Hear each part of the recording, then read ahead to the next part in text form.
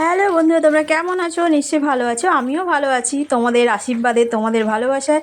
তো দেখো, অনেক দিন ধরে তোমাদের সঙ্গে ভিডিও শেয়ার করছি না, ফটো শেয়ার করছি না। তো অনেকে বলছো চলো আজকে তোমাদেরকে একটা আমার ছোট্ট মিনি ব্লগ দিয়ে দিই। তো দেখো, আজকে হচ্ছে কালী পুজো। তো কী বলো তো, তন্ময় যখন বাড়ি থাকে তখন ও মাছ আনে এক গাদা করে। সেটা না আমি অল্প অল্প করে রেখে রেখে দিই, আর সেটা এক সপ্তাহ চালাই। আমার খুব একটা মাছ খেতে ভালো লাগে না, এটা বারবার বলি ভিডিওতে। তো তবু আজকে সোমবার, তন্ময় যেহেতু ছুটি থাকে, তো ও মাছ আনে। তো আজকে বারবার বলছি যাও মাছ নিয়ে আসো, যেখান থেকে যেই ছেলেটার থেকে মাছ আনে আর কি।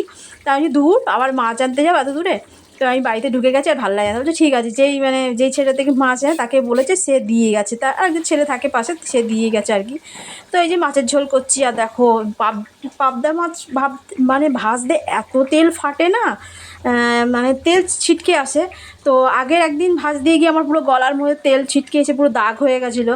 তো ভাবতে খুব ভয় লাগে এই মাছটা। এখন যে কোনো মাছ ভাজতেই এত ফাটে কেন কি জানি না।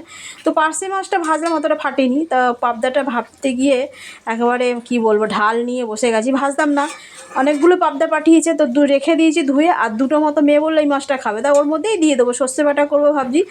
তো সর্ষেটা আমি কালো সর্ষে খাই। কিরম করে জানো, খোসাটাকে মানে ফেলে দিই, তাহলে কী বলতো অতটা অসুবিধা হয় না। পুরো খোসা যুদ্ধ খেলে না, একবার করেছিলাম, খুব মানে সারাদিন কষ্ট পেয়েছি খেয়ে। তো চলো, এই যে মাছের ঝোল করছি। আর যেহেতু কালী পুজো, অনেকেই উপোস করো আমি জানি। তো আমি আগে করতাম, এখন আর করি না।